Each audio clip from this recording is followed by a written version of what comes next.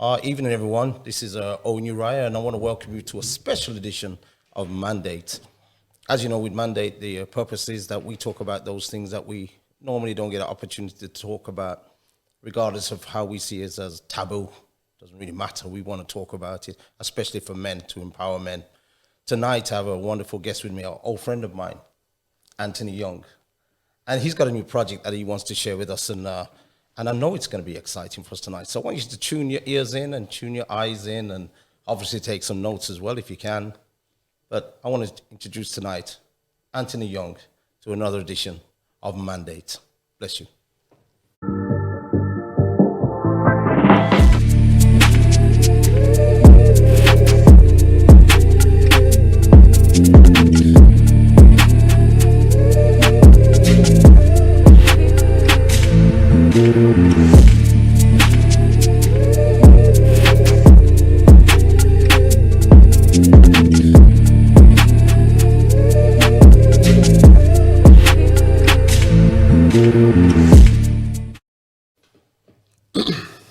So Antnee, welcome to Monday tonight. How are you doing, brother? Good evening, bro. I'm good, you know. Yeah, you're looking well. You're looking well. I'm gotta try. I know it's been a few years still. Yeah, it's all the weather. This Been a few pandemic years has still. held us apart. Yeah, man. for real. But it's good. But tonight, before we start tonight, I'd like you just to tell the listeners tonight a little bit about who Antnee Young is. Antnee Young. I'm a father. I'm a man of God. And I'm an activist for equality. You know, and I have a passion to talk with men about issues that, you know, affect men every day, and especially men in the church, you know, because things are happening to men in the church and people in the church, but we don't discuss it. We go on like it's a, you know, we just get on with life kind of thing. So I'm one of those people who wants to get things done. Previously, I've done a bit of ministry in prisons, as you know, myself and yourself. We went to the correctional facilities around the country and spoke to young offenders, which was very interesting, very fulfilling, very touching, humbling. Yeah. You know what I mean? I remember going to Milton Keynes and a 15-year-old doing life for murder. Yeah.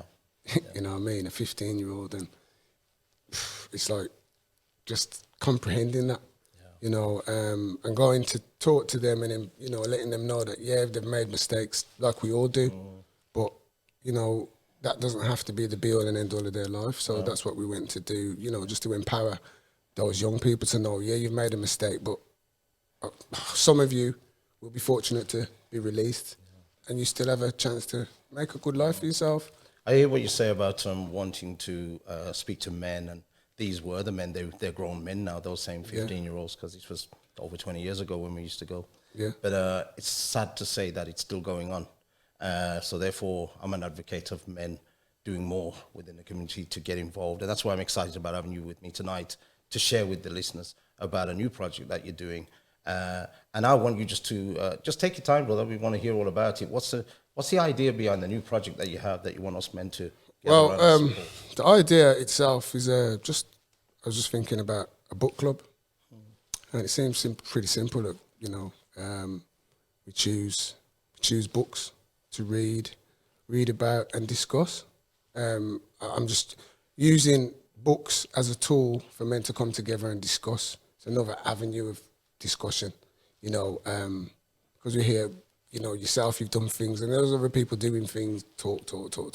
But, you know, sometimes I think we need to just go back and, you know, research, like you says, you like to research and do things. How do we do that? By reading. We get to know information by reading, studying things, you know, and it's not just the Bible, you know, because especially in church, obviously, we're encouraged to read the Bible, yeah, but there's other books by men of God who've been touched, blessed by the Spirit, to write books that can still enable us as men to read and implement some of those things that we're getting out of those books into our daily lives, into our homely lives, family lives, churchly lives, whatever. I got to say, I'm kind of intrigued that you and all the projects and that we've been around and we've done throughout the communities. I don't think there's many book clubs that we've heard of. And I do know back in the day, they always used to say you want to hide something from a black man, just put it in a book. I don't believe that, but people say these things. So what's your thoughts about encouraging people to read more and maybe get involved? Well, that's right, exactly. Because don't get it twisted. I'm not an avid reader, so to speak. I'll try. You know what I mean? But of late, especially since this pandemic thing's coming, you've got more time. Yeah. I've had a lot of time to study, to read, to listen to things and stuff like that. Everybody's mechanism of taking information is different. Some people are good readers, they can absorb. Some people are good listening audio. It all depends. But I was just thinking in a book club. My daughter gave me the idea, actually, my eldest daughter. She started a book club for her in something that she's doing. So I thought, that's a good idea. So I just thought, jump on that, see if we can get men to come and get involved, read, and then we probably meet once every 2 weeks via Zoom. And then hopefully when the weather gets better and things get back to a bit of normality, we can probably meet once a month to discuss the chapter that we're reading at the moment. Because I want it to be like on a group thing, so nobody runs ahead of anybody. We're all reading it together, then we come back, sit down, discuss, and then hopefully implement some of the things that we've learned, discussed into life. And it's about sharing. Yeah, definitely. It's about sharing and passing that information on to others. I love the way that you says it's a tool, and I love when use those terminology, because there are many tools that we have to use. And you're saying now, well, let us use a book. Let us do a bit of reading together. And as I know, there's a lot of brothers out there that love to read. Yeah. Can you just expound a bit more on the type of books that we may be reading? Because I know most of us may say, oh, is it just going to be the Bible reading? Or have you got any other thoughts that may be brought to the table? Or that we can bring? Yeah, well, being honest, it's not just going to be, it's not the Bible. I'm not having a book group for the Bible. I think that's something that's more from an individual purpose. We're supposed to read that as men of God. So I leave that for you in your closet, in your own private time. But it's about reading other books. As I said, there's a lot of knowledgeable men have gone before us who have written some great books. People are still with us. T.D. Jakes, Miles Monroe, people like that, Joel Osteen, and they're just Christian authors, I'm thinking. And I'm not just looking at Christian books, because I think we can learn from all different books, all ways of life, you know what I mean? It's not just because you go to church. Oh, he doesn't go to church, so I can't learn nothing off him. No, that's the wrong attitude. I think one of the things that I'm kind of like hoping for is that it wouldn't be a conversation necessarily about doctrine and what our church believes and what your church believes. I think it sounds to me like it's an opportunity for us to get together and just bring our thoughts or where we're at that time, and maybe empower each other that way. Yeah, it's not about, as you say, denominations or what you believe in your church and what. No, it's about come outside that church setting, the building setting, and come as Owen, come as Antnee, come as John Paul, and what's your thought on the book, not what you think your pastor wants you to say about the book. You understand? Yeah, that's me. Heavy. That's heavy. You know me, bro. Just say it as it Yeah. is. It's not about saying the right thing. There's no right or wrong. It's about what you feel. And you put your points across. A man might agree with you, might disagree with you, but it's all about having conversation and dialogue and discussing these things. Well, it sounds to me like you're giving an opportunity for people to have personal expression and just being who they are and keeping it real. We want to keep it real. As you know, the mantle is always is always being on. Is keeping it real, and that's what it's about. Owen, it's about keeping it real, and that's what I'm saying. When he says what kind of books, I don't want to just talk about the wishy-washy, typical Christian books. I want to, like Mandate is, we're going to talk about taboo things, things that happen in the church, that affect people in the church, that are not being spoken about, alcoholism, drugs, we all know them, homosexuality in the church, domestic violence is a big one that people don't think happens, and it's not always the man as the perpetrator. Men can be victims. Let's not get it twisted. And these are the things that books and stuff that I want to read and talk with other men about, because there's men out there who are suffering from these issues who've got nowhere to talk to or nobody to talk to. So that's the opportunity I want to give. In a lot of the groups that we have, as you know, I've been doing it for years, but a lot of groups that we have, they I always hear people say, well, men don't like to talk. You know, men don't talk. You know, I don't want to talk about this. And, you know, have you found out to be true? You know, how do you feel about that? Because it may be a case that they come and they don't say nothing. So what do you say to that? You know what? Again, that's down to the individual, I believe, personally, because like myself, I'll talk. If there's something, man can invite me to a men's group.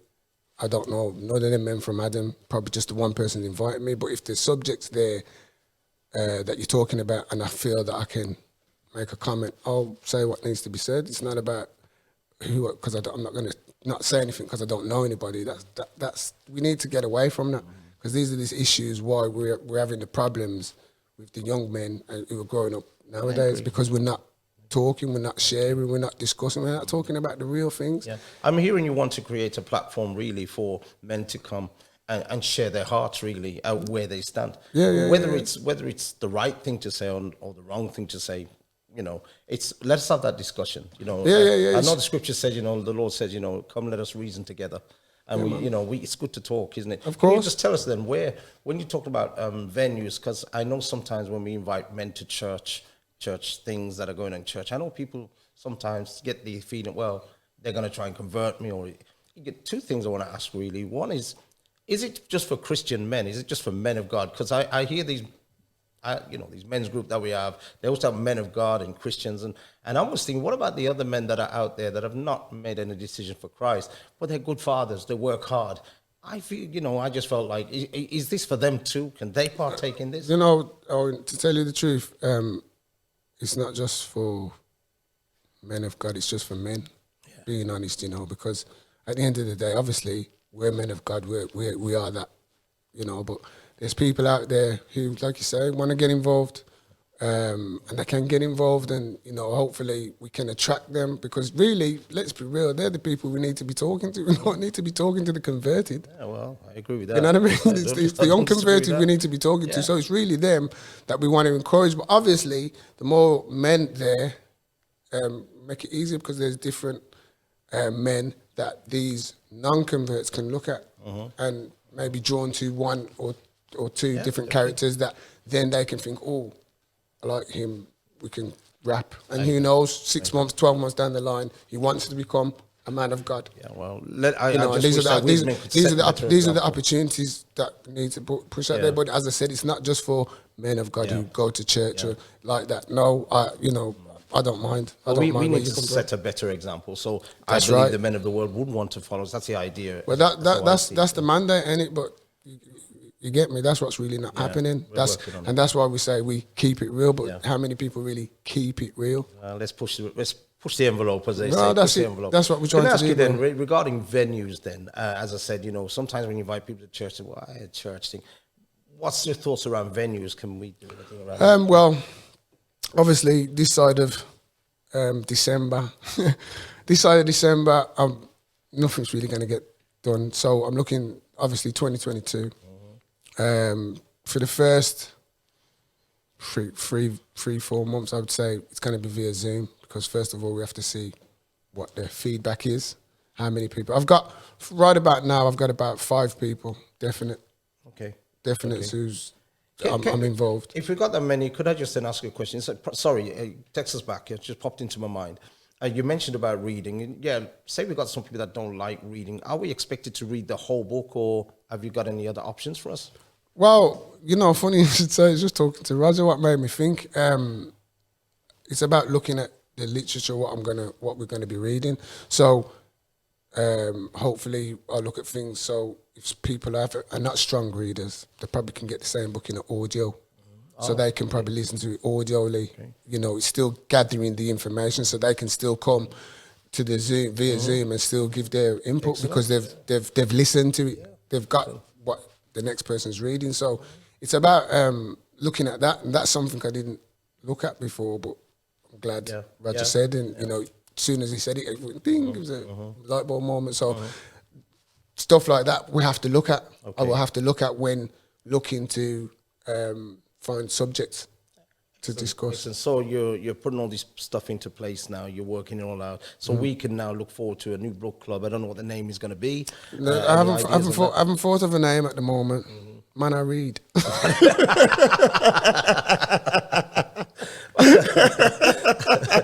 It'd be good to see. It'd be good to see. But at least we got something coming for 2022 that we can look forward and I'll be chasing you up for this because you know me, I turn up to the you know what? I've been thinking about it for a time, and then, you know, the more I've been thinking about it, prayed into it as well, and it's starting to gather pace. Yeah. Because as I told you, I was reading the book. One of the books I want to bring to the book club is a book called Kingology. It's by an author who's an American pastor by the name of R.C. Blakes Jr., I think.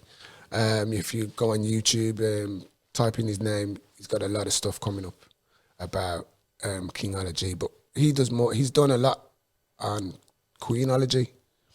So, and again, that is something I'm looking to look into as well, because I think, you know, men, we are born kings, but we need a queen.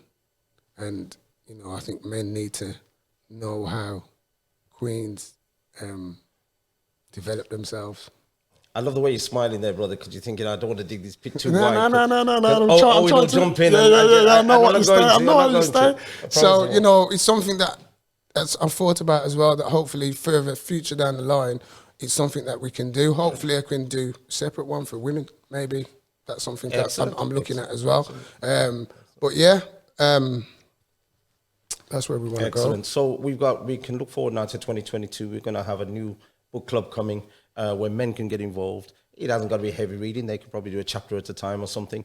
And it's going to be outside of, sometimes inside the church walls, but sometimes outside as well. And you've got some venues where we're hoping to go as well. Venues wise, again, it depends on where men located, so we'd have to look at that. But we can meet in coffee shops, bro. We can meet in Starbucks. We can meet in, there's a Christian cafeteria in Antnee, I've been told. So I'll look into that as well, see if we can get something going there. Yeah, I believe there's a few now that are quite happy to accommodate that. And, so you know, we'll be doing that in the future with some of the men's groups definitely. And stuff. Definitely. So that'd be good. Could I just ask you then, as a final, to wrap up this interview with you, is your final words, your final thoughts, and your final hopes for this new project that you've got, and what we can do as men in the community. Yes, women too, but as men in the community, what can we do to support this and make it happen? As I said, bro, I just want men to just, you know, get involved, let's come together and read and discuss issues that affect us today. You know, I just want to say, for me, why this came about as well, from being really honest, Boxing Day this year will be 17 years I've been walking with the King. And I remember coming into church, and when I came in, there was nothing, there was a lot of talk. There was a lot of talk about these men's groups, and I'd go to different men's groups, and we'd get there and it'd be arguing about what we're doing today, and it'd be, oh, we're going to talk about end times, and we're going to talk about this. And, you know, okay, end times in the Bible, yeah, I get it, it's important, but what about the issues that are affecting me and people like me today and now? You know, and I want, we need to get to that. We need to deal with those kind of things. They're the things that need to happen. Them conversations not happening in churches. You understand? They're not talking about homosexuality in church. There's homosexuals in church. Let's get real. There's homosexual pastors. You know, these things need to be discussed, because them things are not supposed to happen. But they're happening because there's no discussion, there's nothing being done about it because of that. People are just nodding. But we need to be vocal. We need to discuss these things. These things are topics that affect men, the church, and men today. Every day. Yeah, and totally agree. You know, we need to be able to, like you say, be able to come somewhere and be able to discuss being real, being honest, just talking from your heart and what you feel about those subjects. You know, and sharing and I think so often reasoning and that. Sometimes hard really for some people to say what they feel or where they're at because of the surroundings that are there. So I thank you for this kind of project that you're doing, because anything that brings men together, and women I know, but men together, where we can really just say this is where we're at and still support each other, and I think that's important. If the listeners wanted to get in touch with you then, Antnee, and wanted to know more about what you're doing, I'm sure they're calling you and asking you more about it. How could they get in contact with you? They can contact me via email at the present. My email address is Alpha November Tango November Echo Echo 247 at hotmail.com. Want to give that out again? And if you want me to do that again, that's Antnee, ANTNEE 247 at hotmail.com. Hotmail.com. So that's a way to get in touch with you. Yeah. And as you know, everyone, Owen Uriah, my number's everywhere. 07773 771 685, 07773 771 685. If you get in touch with me, I'll certainly put you in touch with Antnee. Bless you, Antnee. I want to thank you for coming along and supporting God bless you. Thank you Mandate for having me. 2022. Any final words before we say goodbye to the listeners today? Well, just to continue to be honest, be truthful, and, you know, try and improve, try and be better than we was yesterday. And that's my... Can't ask for no what I'm gonna more. say. And stop looking back and let's look to the future. Excellent. Thank you, Antnee, for coming along today. Thank you. Everyone, I want to thank you for tuning in today to Mandate. We are men. We have to make a change in our community. We've got families to look after, grandchildren to look after. You know what? We've got a future. We spend a lot of our time looking back at what we used to do. But we're not used to generation. We are the future. So, men, let us do what we can. Thank you again for tuning in to Mandate. Have a great day. God bless you. Bye-bye.